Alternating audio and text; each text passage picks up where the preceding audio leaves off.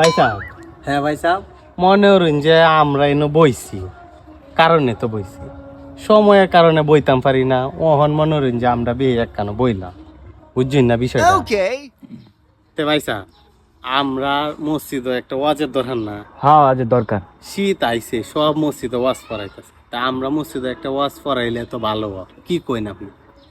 ভাই সাহেব, এই যে আমাদের সাথে ইমাম সাহেব আছে, মেম্বার সাহেব আছে, হেরা দিহি কি সিদ্ধান্ত, যেহেতু আপনি কইছেন তাহলে আলোচনা করা হোক এই বিষয়ে। তাহলে ইমাম সাহেব আপনি কি কইন? না, আপনারা যেটা বলছেন এটা আসলে অনেক অনেক ভালো হইব, কিন্তু প্রত্যেক জুম্মার সময় তো মনে করেন যে বয়ান হয়, কিন্তু বাইরের তে মনে করেন যে উলামায়ে কেরামরা যদি আইনা মনে করেন যে বয়ান টয়ান করা হয় তাহলে এলাকার জন্য ভালো হইব। তাহলে ইমাম সাহেব কারের দাওয়াত দিলে ভালো হইব। মনে করেন যে ভাইরাল বক্তব্য ভালো হইব, মানুষও বেশি হইব। মনে করেন যে বড় বড় আলেমরা যে যারা বড় বড় গাড়ি দেয় অথবা হেলিকপ্টারে আইয়ে আর দিলে মনে করেন যে বেশি মানুষ হইব, জমজমাট হইব। হ্যাঁ ঠিক আছে। ইমাম সাহেব, আপনি কি বলেন? আমরা ওয়াজ পড়াইবাম, হুজুর হেলিকপ্টার দিয়ে আসতো কেন? হুজুর আইবো বেকুদে, না এটা আর বেশি গরম হইব, সব মানুষ আইবো, জ্বর হইব একসাথে।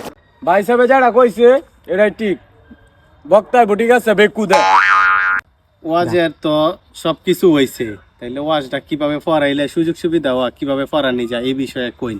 মানে আপনারা কি কইন, কিভাবে পড়ানি যায়? ভাই ও যে শুরুতে দিবেন জিলাপি, সবার শেষে দিবেন বিরিয়ানি। তে ভাই সাহেব, সবকিছু তো হয়েছে, এখন টেহা পয়সার বিষয়টা একটু ম্যানেজ করা লাগতো না? টেহা তো প্রচুর লাগবো, ওয়াজ পড়াইলে তো টেহা ছাড়া গতি নাই। মোহন ভাই সাহেব, টেহা কেলা কত দিবেন এটা একটু কইতেন যদি, আরো তো কালেকশন মালেকশন হরণ লাগবো, মিলাই তো টেহাটা নেওয়া লাগবে। তে আমি ভাই সাহেব 10,000 টেহা দেয়, আপনারা কয় টেহা দিবেন? খাওয়ার কথা ফুন্ডা দিত না একটা 80, আপনার সাথে কি 10,000 টাকা যা? কি কোন আপনি? সারা বছর সুৎকা দেখছুন, পেটটা কত বড়, এ বলে দিব আবার 10,000 টাকা। কি কো?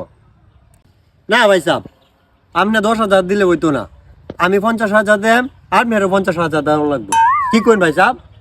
ভাই সাহেব, আমি যে শিক্ষা, আমি তো মানুষের বিপদে পড়ে, মানুষের বিপদে আমি কে সাহায্য করি, পরে মানুষে এই টিয়াটার একটু লড়াইয়া চড়াইয়া দিই। এটা তো আমি সবের উপরেই বসবাস সবসময়। আমি যে টিয়াটা সুদেরতে বাইর, এটা তো সবের উপরেতেই বাইর। আপনি যে গুসকে যে টিয়াটি পাবেন, আপনি ব্যাংক চাকরি হবে, টিয়াটা সইটা দিলে আপনি টিহার অভাব নেই। আপনি ভাই সাহেব 50,000 দেন, আমি ভাই সাহেব 10,000ই দেন। ইমাম সাহেব আপনি কি করেন? এই নি আপনারা কি শুরু করছেন? আমি বলি আপনারা শুনেন, ও যে যা টাকা পয়সা খরচ হইব সব আপনারা মিলে দিবেন, আপনারা প্রত্যেকেই বহন করবেন। এই ওয়াজের যা টাকা পয়সা খরচ হইব 1 লাখ টাকা করে লাগলেও সব প্রত্যেকে 1 লাখ টাকা করে দিবেন। সবকিছু তো ফাইসাল হয়েছে, ঠিক আছে। এখন সভাপতি কারে দেওয়া যাওয়া যে সভাপতি মনে করেন আমরা প্রাইমারি স্কুলের হেডমাস্টার আছে, আবার আমরা বড় মসজিদের খতিব সাহেব আছে, গণ্যমান্য ব্যক্তি, এদেরকে দিলেই মনে হয় ভালো হইব আর কি। না ইমাম সাহেব, আপনার এই কথাটা আমার ভালো লাগছে না। আমি একজন সরকারি কর্মকর্তা, এতগুলা টাকা দেম, আমার আব্বুরে সভাপতি না দিলে আমি এই অজট আমি থাকতাম না। না, আমি থাকতাম না। আমি একজন চেয়ারম্যান, জনপ্রতিনিধি, আমার আব্বা যদি সভাপতি না থাকে তাহলে আমি থাকতাম। যেন চেয়ারম্যান সাহেব নাই, ঠিক আছে না, আমি মেম্বার সাহেব না। আমি একজন মুরব্বী ব্যক্তি, এলাকার গণ্যমান্য ব্যক্তি, আমার সামনে তুই এই মানুষগুলো এমন হতো, ঠিক আছে? আমারে বাল দেও দাম দিছে না, কেন না থাকলে আমার কি হইব? এই, কি হইব আমার?